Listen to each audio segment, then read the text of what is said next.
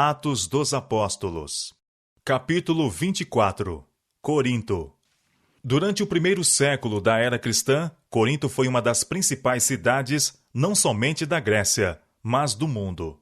Gregos, judeus e romanos, juntamente com viajantes de todas as terras, apinhavam-se nas suas ruas, intensamente entregues às atividades e aos prazeres. Grande centro comercial, situado com fácil acesso a todas as partes do Império Romano, era um importante lugar para o estabelecimento de monumentos para Deus e sua verdade. Entre os judeus que haviam fixado residência em Corinto, achavam-se Áquila e Priscila, que se distinguiram posteriormente como zelosos obreiros de Cristo. Vindo a conhecer o caráter dessas pessoas, Paulo ficou com eles. Logo no princípio de seu trabalho nesse ponto de sua viagem, Paulo viu de todos os lados sérios obstáculos ao progresso de sua obra. A cidade estava quase inteiramente entregue à idolatria. Vênus era a divindade favorita, e com a adoração de Vênus estavam relacionados muitos ritos e cerimônias degradantes. Os coríntios tinham se tornado notáveis, mesmo entre os pagãos, por sua grosseira imoralidade. Parecia que sua preocupação ou cuidado não ia além dos prazeres e passatempos do momento. Em sua pregação do Evangelho em Corinto, o apóstolo seguiu um sistema diferente do que assinalara seu trabalho em Atenas. Neste lugar, procurara ele adaptar seu estilo ao caráter de seu auditório. A lógica opusera a lógica, responder à ciência com ciência, à filosofia com filosofia.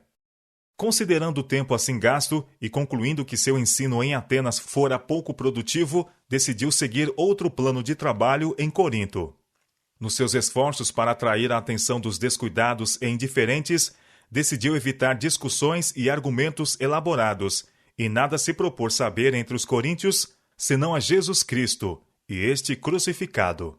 Estava disposto a pregar-lhes não com palavras persuasivas de sabedoria humana, mas em demonstração de espírito e de poder. 1 Coríntios capítulo 2, versos 2 e 4. Jesus, a quem Paulo estava prestes a apresentar perante os gregos em Corinto, como o Cristo, era um judeu de origem humilde, criado em uma cidade proverbial por sua perversidade. Havia sido rejeitado por sua própria nação, sendo afinal crucificado como malfeitor. Os gregos criam na necessidade do reerguimento da raça humana, mas consideravam o estudo da filosofia e da ciência como o único meio de atingir a verdadeira elevação e honra. Poderia Paulo levá-los a crer que a fé no poder desse obscuro judeu elevaria e enobreceria cada faculdade do ser? Para o entendimento de multidões que vivem no presente, a cruz do Calvário está cercada de sagradas recordações. Santas associações estão relacionadas com as cenas da crucifixão. Mas nos dias de Paulo, a cruz era olhada com sentimentos de repulsa e horror. Exaltar como o Salvador da humanidade aquele que havia encontrado a morte sobre a cruz poderia, naturalmente, despertar o ridículo e a oposição. Paulo bem sabia como sua mensagem seria considerada, tanto pelos judeus como pelos gregos de Corinto. Nós pregamos a Cristo crucificado, admitiu ele, que é escândalo para os judeus e loucura para os gregos. 1 Coríntios capítulo 1, verso 23. Entre seus ouvintes judeus, haviam muitos que ficariam irados com a mensagem que ele estava para proclamar. Na avaliação dos gregos, suas palavras seriam absurda loucura. Ele seria considerado como um débil mental ao tentar mostrar como a cruz poderia ter alguma relação com o reerguimento da raça ou a salvação da humanidade. Mas para Paulo, a cruz era o único objeto de supremo interesse. Desde que fora detido em sua carreira de perseguição contra os seguidores do crucificado Nazareno, jamais cessara de se gloriar na cruz. Nesse tempo fora-lhe dada uma revelação do infinito amor de Deus, como revelado na morte de Cristo, e maravilhosa transformação tinha se operado em sua vida, pondo em harmonia com o céu todos os seus planos e propósitos. Desde esse momento, tornara-se um novo homem em Cristo. Ele sabia por experiência pessoal que quando um pecador uma vez contempla o amor do Pai, como se vê no sacrifício de seu Filho, e se rende à divina influência, tem lugar uma mudança de coração e, desde então, Cristo é tudo em todos. Por ocasião de sua conversão, Paulo foi inspirado com um incontido desejo de ajudar seus semelhantes a contemplar a Jesus de Nazaré como Filho do Deus vivo, poderoso para transformar e para salvar. Desde então, sua vida fora inteiramente dedicada ao esforço para retratar o amor e o poder do crucificado. Seu grande coração de simpatia abrangeu todas as classes. Eu sou devedor, declarou, tanto a gregos como a bárbaros, tanto a sábios como a ignorantes. Romanos capítulo 1, verso 14. O amor para com o Senhor da glória, a quem tão implacavelmente perseguira na pessoa de seus santos, era o princípio que atuava em sua conduta, o motivo que o impelia. Se acontecia afrouxar o seu amor no caminho do dever, um olhar à cruz e ao amor admirável ali revelado era suficiente para fazê-lo cingir os lombos de seu entendimento e impeli-lo na senda da renúncia de si mesmo. Eis o apóstolo pregando na sinagoga de Corinto, argumentando com os escritos de Moisés e dos profetas, e levando seus ouvintes até ao advento do prometido Messias. Consideremos como ele tornou clara a obra do Redentor como o grande sumo sacerdote da humanidade. Aquele que, mediante o sacrifício da sua própria vida, fez expiação pelo pecado de uma vez por todas e assumiu seu ministério no santuário celestial. Os ouvintes de Paulo foram levados a compreender que o Messias, por cujo advento haviam eles estado a suspirar, tinha já vindo, que sua morte fora o antítipo de todas as ofertas sacrificais e que seu ministério no santuário do céu era o grande objeto que projetava sua sombra para o passado e tornava claro o ministério do sacerdócio judaico. Paulo testificou aos judeus que Jesus era o Cristo. Baseando-se nas escrituras do Antigo Testamento, mostrou que, de acordo com as profecias e com a universal expectativa dos judeus, o Messias seria da linhagem de Abraão e de Davi. Então traçou a descendência de Jesus, do patriarca Abraão, ao salmista real. Leu o testemunho dos profetas referente ao caráter e obra do prometido Messias, e a maneira como seria recebido e tratado na terra. Mostrou então que todas essas predições tinham sido cumpridas na vida, ministério e morte de Jesus de Nazaré. Paulo mostrou que Cristo tinha vindo para oferecer salvação, antes de tudo, à nação que aguardava a vinda do Messias, como a consumação e glória de sua existência nacional. Mas essa nação havia rejeitado aquele que lhe teria dado vida, e tinha escolhido outro líder, cujo reino terminaria em morte. Ele procurou impressionar seus ouvintes com o fato de que somente o arrependimento poderia salvar a nação judaica da ruína impendente. Revelou-lhes a ignorância do significado dessas passagens, de que principalmente se orgulhavam e se gloriavam de entender profundamente. Recriminou-lhes o mundanismo, o amor a posições, títulos e ostentação e seu anormal egoísmo. No poder do Espírito, Paulo relatou a história de sua própria miraculosa conversão e de sua confiança nas Escrituras do Antigo Testamento, que tão completamente se haviam cumprido em Jesus de Nazaré. Suas palavras foram faladas com solene fervor, e seus ouvintes não podiam deixar de compreender que ele amava com todo o coração o Salvador crucificado e ressurgido. Viam que sua mente estava centralizada em Cristo, que toda a sua vida estava unida a seu Senhor. Tão impressivas foram suas palavras que somente os que estavam cheios do mais amargo ódio contra a religião cristã não se deixaram mover por elas. Mas os judeus de Corinto fecharam os olhos às provas tão claras apresentadas pelo apóstolo e recusaram atender seus apelos. O mesmo espírito que os havia levado a rejeitar a Cristo encheu-os de ira e fúria contra seu servo. Não o houvesse Deus especialmente protegido para que ele pudesse continuar levando a mensagem do Evangelho aos gentios e teriam posto fim à sua vida. Mas, resistindo e blasfemando eles, sacudiu os vestidos e disse-lhes: O vosso sangue seja sobre a vossa cabeça. Eu estou limpo, e desde agora parto para os gentios. E saindo dali, entrou em casa de um homem chamado Tito Justo, que servia a Deus e cuja casa estava junto da sinagoga. Atos capítulo 18, verso 7. Silas e Timóteo desceram da Macedônia para ajudar Paulo e juntos trabalharam pelos gentios. Aos pagãos, bem como aos judeus, Paulo e seus companheiros pregaram a Cristo como o Salvador da raça caída. Evitando o arrazoado, complicado e sutil, os mensageiros da cruz demoraram-se nos atributos do Criador do mundo, o supremo governador do universo. Coração inflamado com o amor de Deus e de seu Filho, eles apelavam aos pagãos para contemplarem o infinito sacrifício feito em favor do homem. Sabiam que, se os que tinham por tanto tempo estado a tatear nas trevas do paganismo pudessem apenas ver a luz a jorrar da cruz do Calvário, seriam atraídos para o Redentor. E eu, quando for levantado da terra, declarou o Salvador, todos atrairei a mim. João capítulo 12, verso 32. Os obreiros do Evangelho em Corinto reconheceram os terríveis perigos que ameaçavam aqueles por quem estavam trabalhando. E foi com um senso de responsabilidade que sobre eles repousava que apresentaram a verdade como é em Jesus. Límpida, clara e decidida foi sua mensagem. Um cheiro de vida para a vida ou de morte para a morte. E não apenas em suas palavras, mas em sua vida diária, era o Evangelho revelado. Anjos cooperavam com eles, e a graça e poder de Deus eram vistos na conversão de muitos. E Crispo, principal da sinagoga, creu no Senhor com toda a sua casa. E muitos dos coríntios, ouvindo-o, creram e foram batizados. Atos capítulo 18, verso 8. O ódio com que os judeus haviam sempre olhado os apóstolos foi então intensificado. A conversão e o batismo de Crispo tiveram o efeito de exasperar em vez de convencer esses obstinados oponentes. Não podiam apresentar argumentos que refutassem a pregação de Paulo, e à falta de tais provas, recorreram ao engano e maldosos ataques. Blasfemaram do Evangelho e do nome de Jesus.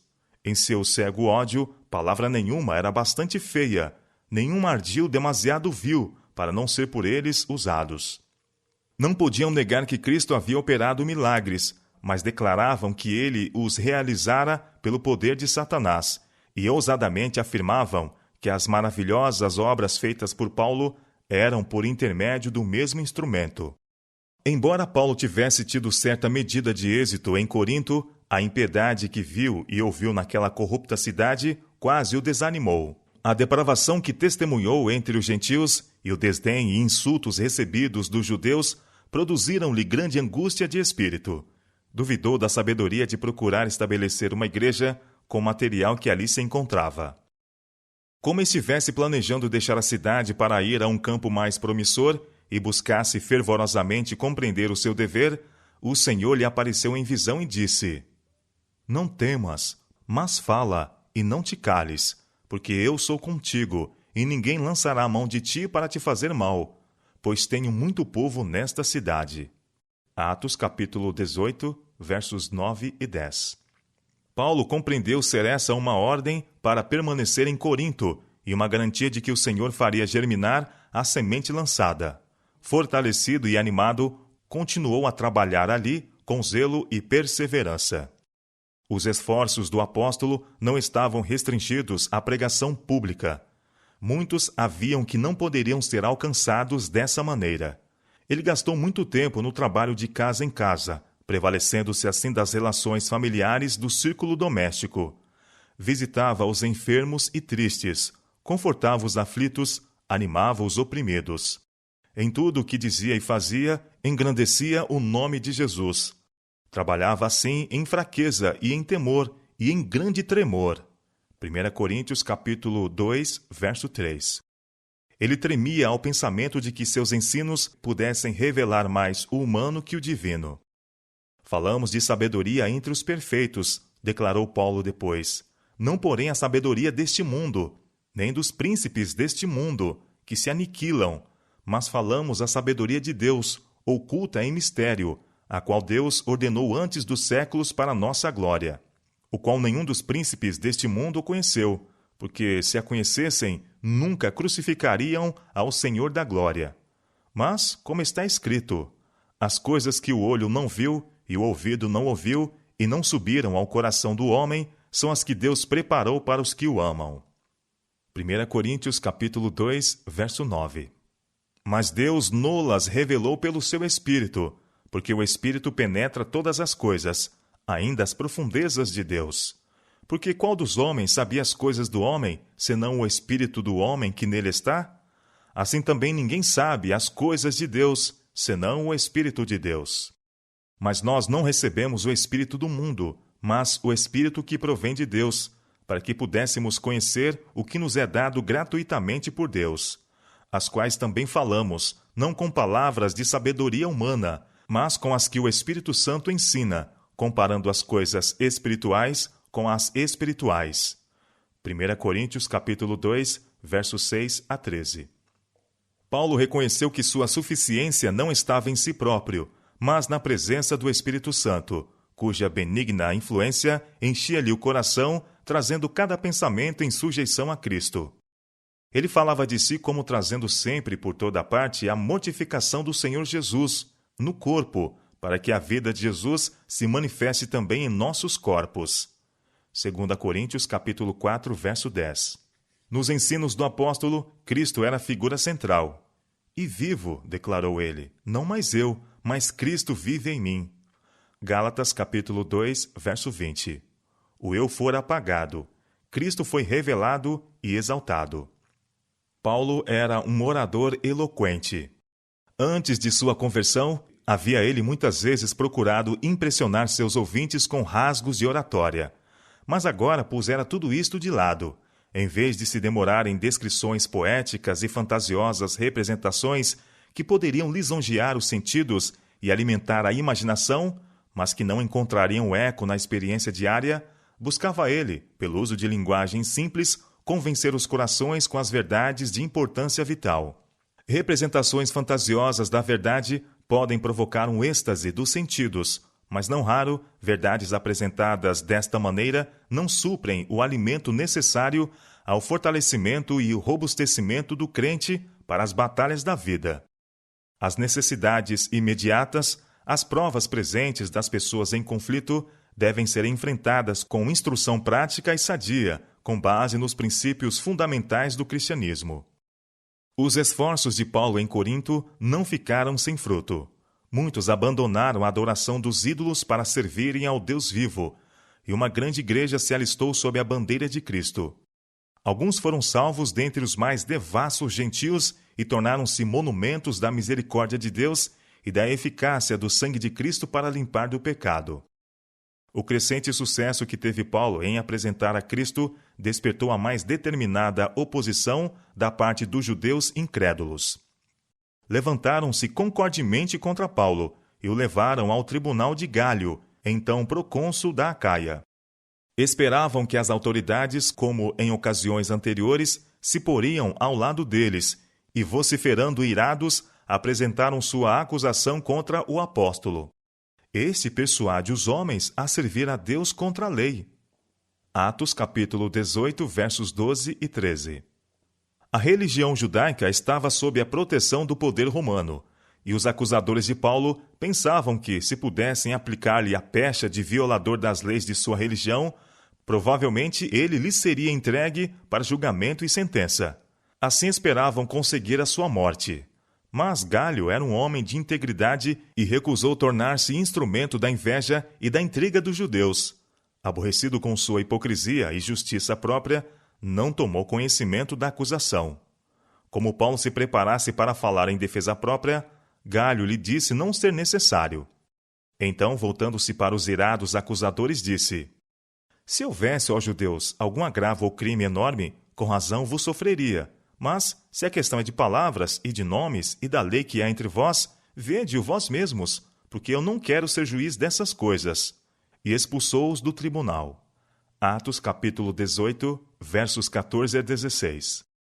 Tanto judeus como gregos haviam ansiosamente esperado pela decisão de Gálio, e sua imediata rejeição do caso, como sendo destituído de qualquer interesse público, foi o sinal de retirada dos judeus mal-sucedidos e irados. A decidida atitude do procônsul abriu os olhos à vociferante multidão que estivera a incitar os judeus. Pela primeira vez, durante os trabalhos de Paulo na Europa, a multidão tomou seu partido. diante das próprias vistas do procônsul e sem interferência de sua parte, acometeram violentamente contra o mais preeminente dos acusadores do apóstolo. Então todos agarraram Sóstenes, principal da sinagoga, e o feriram diante do tribunal. E a Galho nada dessas coisas o incomodava. Atos capítulo 18, verso 17.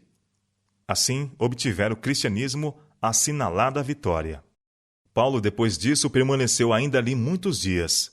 Tivesse o apóstolo sido a esse tempo obrigado a deixar Corinto, e os conversos à fé de Jesus teriam sido colocados em perigosa posição. Os judeus ter-se-iam empenhado em aproveitar a vantagem obtida, até mesmo a exterminação do cristianismo naquela região.